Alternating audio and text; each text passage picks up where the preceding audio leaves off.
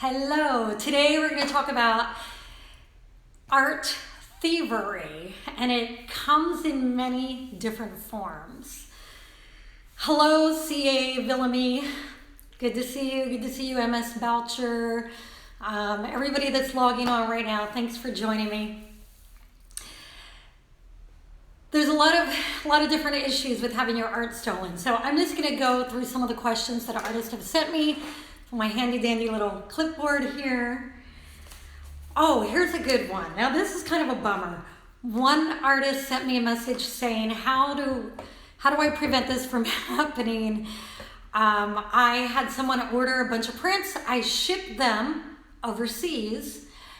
Then the person emailed saying they weren't going to pay me because the prints were damaged. But they did frame them and hang them on their wall. This is the story I got.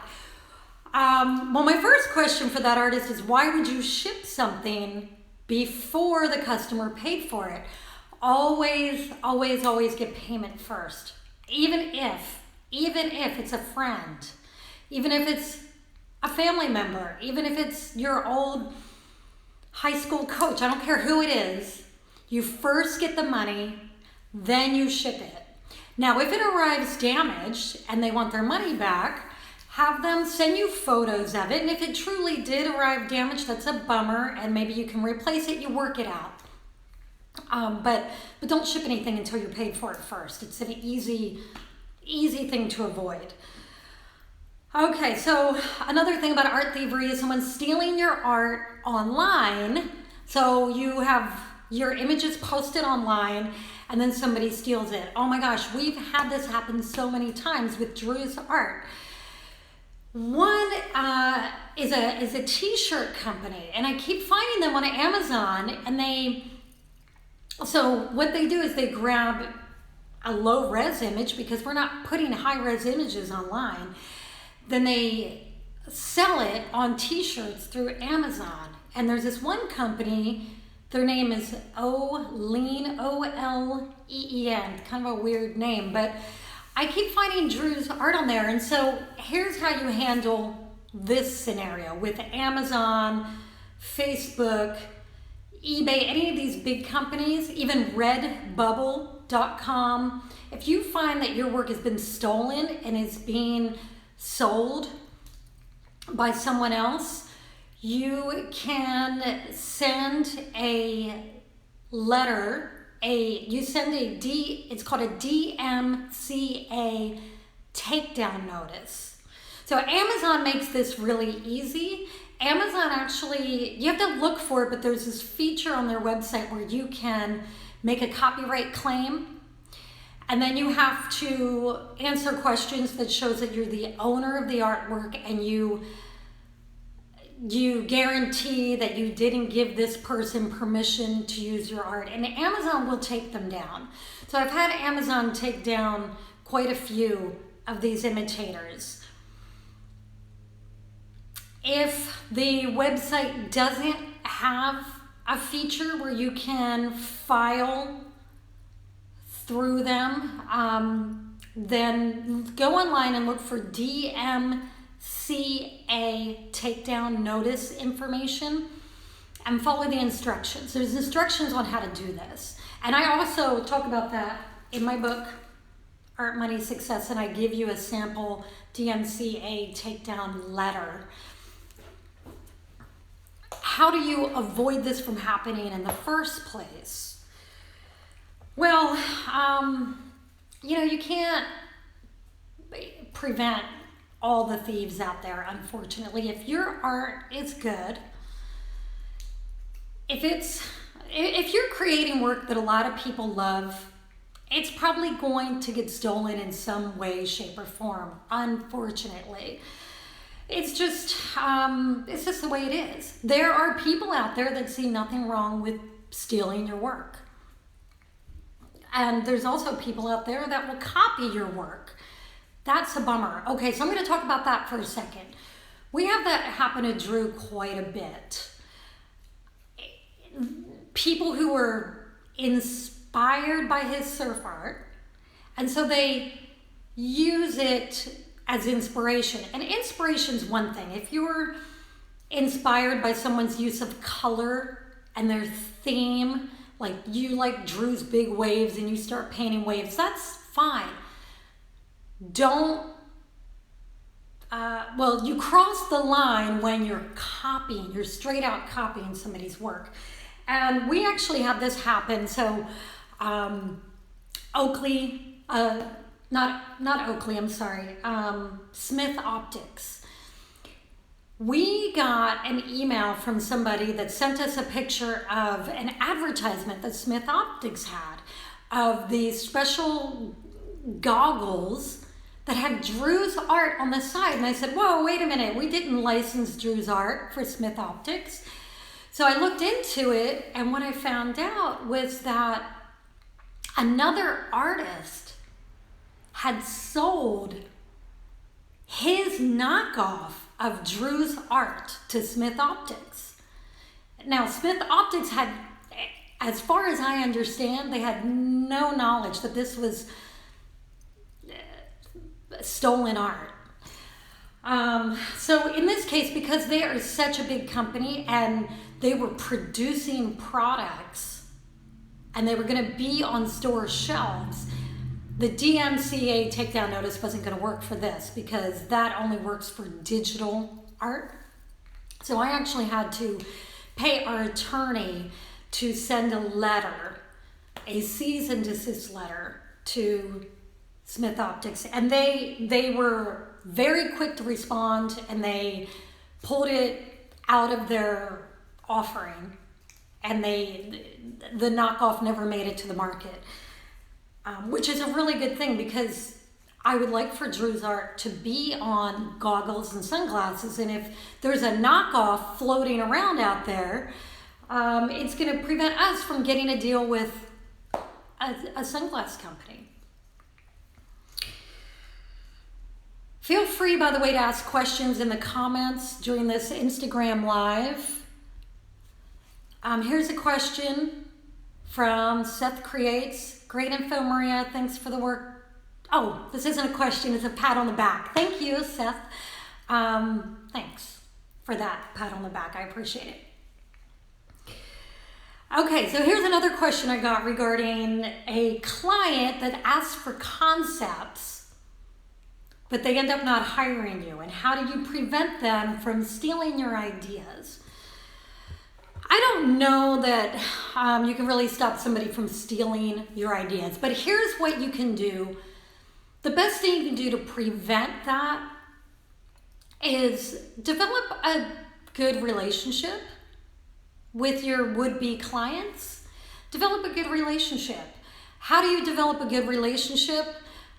You talk to them. You actually get on the phone and talk to them, or by Skype if they're really far away, or in person if they're not that far away. I find that when you develop a relationship with a client, they're less likely to steal your ideas and run with it. And also, you get a feel for what kind of people they are. If they're good people, if they're respectful of you as a business vendor, so to speak, they're going to be less likely to steal your ideas. Here's another suggestion. If you are creating conceptual drawings for a possible client, always put a little C with a circle and your name, that's your copyright notice, on all your sketches, and the date. Always write your date on your sketches, and let them know that until they hire you, they cannot use these ideas. So you might want to just put that, in your email or your written correspondence with them. Once you hire me, then we can move forward with these ideas, but I am the copyright owner. That's just good communication, and it's a professional thing to do. Preston Springer asked, when are we passing through the Carolinas again? Well, I'm glad you asked, because I'm going to be in South Carolina in 2 weeks at Furman University giving a talk, and also at Makers Summit teaching a workshop, and my awesome husband will be with me. Don't do work for free. Art of Daniel says, yeah, I agree. Don't do anything for free. Why? Why would you? Time is money. All right, I'm looking through to see if there's other questions. Okay, here's another question from, C.A. Villamy asked this question. I kind of already answered it. Extra measures to guard against people stealing your work. It's a good idea to copyright all of your work. I know that's really hard to do. It's hard to copyright your work, everything, especially if you're creating a lot of work. It's hard for us to keep up with all the work that Drew creates, but if you can, follow your copyrights online, and that gives you more ability to threaten to sue if your work's been copyrighted. And the reason why is because if your work has been copyrighted and then a company is selling handbags with your stolen art on them, if you do take them to court and you win, because you filed the copyrights, you actually get more money and you get all your attorney's fees covered. Where if you didn't file your copyrights, your attorney's fees are not covered, and that can get really, really expensive, and that's what keeps artists from filing lawsuits usually. Okay, let's see, another question on this topic. And, I also wanted to talk about, and this is the last thing I want to talk about unless somebody throws another question in there on this topic of dealing with stolen art. A lot of artists will use photographs as a reference tool, and totally okay. I mean, if you're drawing a gorilla, you do want to reference photos of gorillas because you want to make sure you get the anatomy right, and the eyes and the mouth and all that stuff. But you really want to be careful to work completely from a photograph. Now, I know artists that will actually take photographs that other photographers have taken, that photographers own the copyrights on, and they will create a painting based on that. Now, you're really crossing the line without getting that photographer's permission because it is their copyrighted material. There's a misunderstanding that if you change something by 20%, you're not infringing. That's really not true. So if you take the work of a really famous photographer and you change it by 20% and you create a painting out of it and it's a very recognizable work of art, you probably will lose if you're sued for that. So what do you do if you want to work from a photograph? Get the photographer's permission, or work from photographs that are in the public domain, which means that it's fair game for everyone, or pay for a stock photograph that has an open license on it. If you want to protect yourself. If you have a client that's asking you to create work based off of a photograph, you make sure that your client has written rights to use that photograph.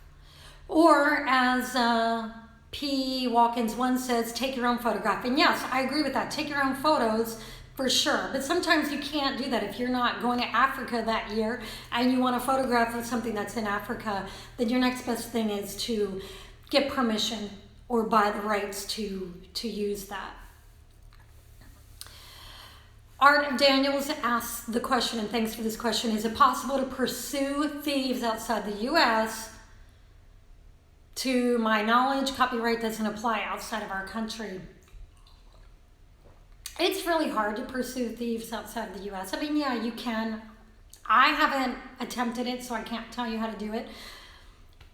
Unfortunately, a lot of thieves are outside the US because they can get away with it, especially places like China where it's a different set of ethics when it comes to stealing art.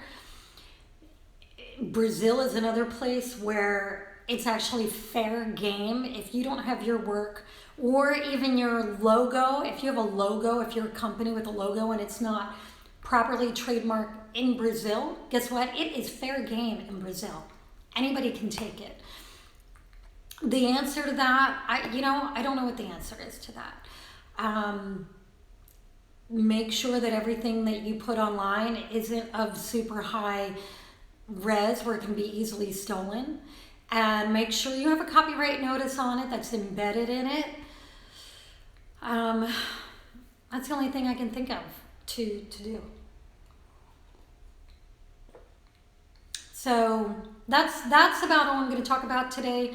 I think we've been on here for 16 minutes. I'm always aiming for 10 minutes, but it's like impossible for me to talk for 10 minutes. Thanks for being here. I hope you guys enjoyed it. I hope you got something out of this.